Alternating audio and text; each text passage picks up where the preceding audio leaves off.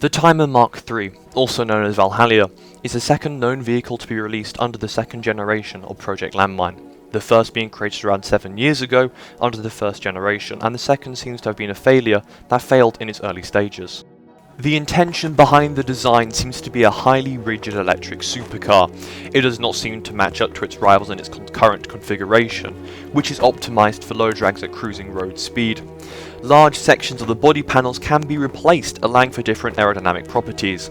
The suspension has also been designed with this in mind, allowing the car to be raised higher to give more ground clearance and to compress further if the body allowing this has been selected. This can serve as a huge advantage on certain tracks. It has an electric motor delivering power to each wheel.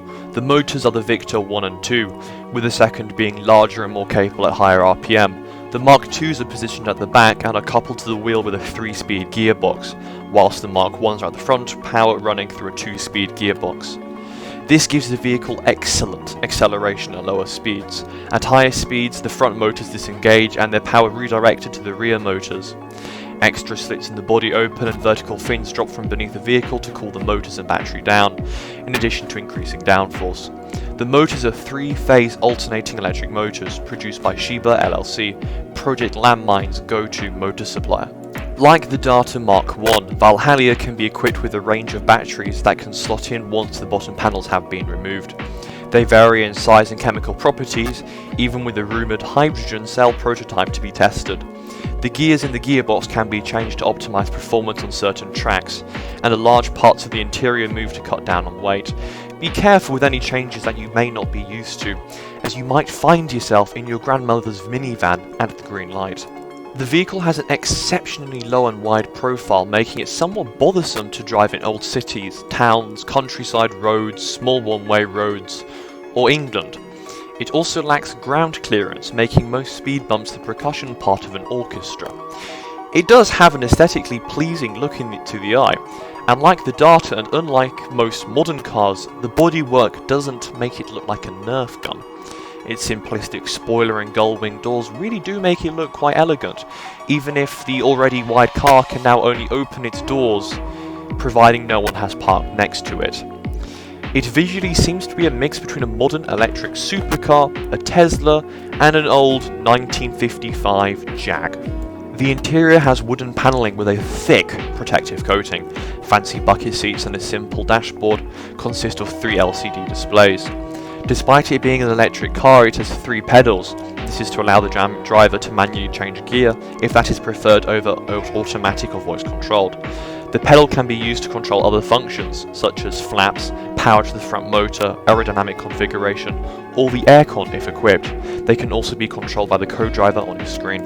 The lead designer, when asked what he thought of his creation, he said it was like a beautiful woman, elegant and with great curves. But when you get to know her, you realise that on the inside, she's a complete psychopath.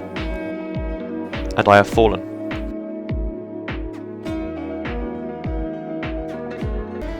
Good day, and welcome back to another episode of building stuff that mostly doesn't work.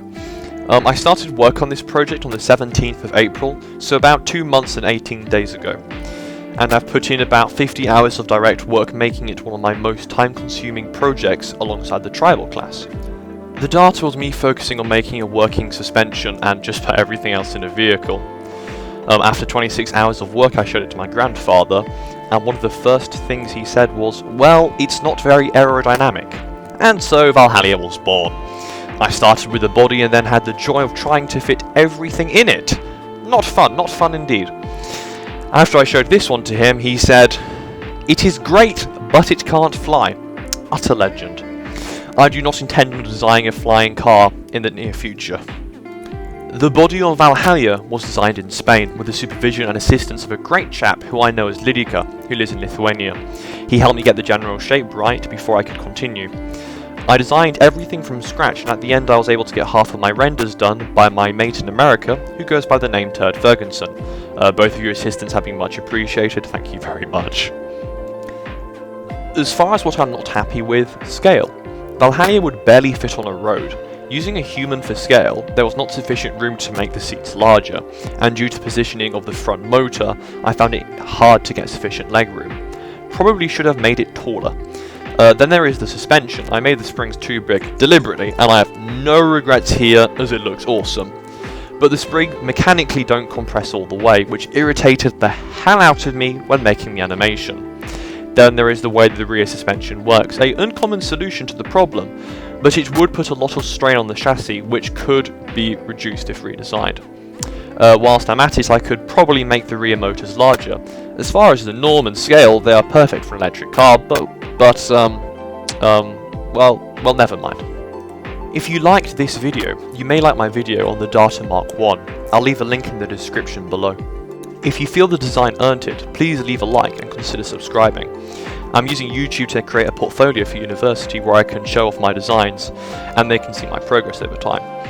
I would like to add that I do have more respect for my grandfather than anyone else, and that in the situation he approached it like a teacher and was throwing out ideas. Thanks for watching and good day.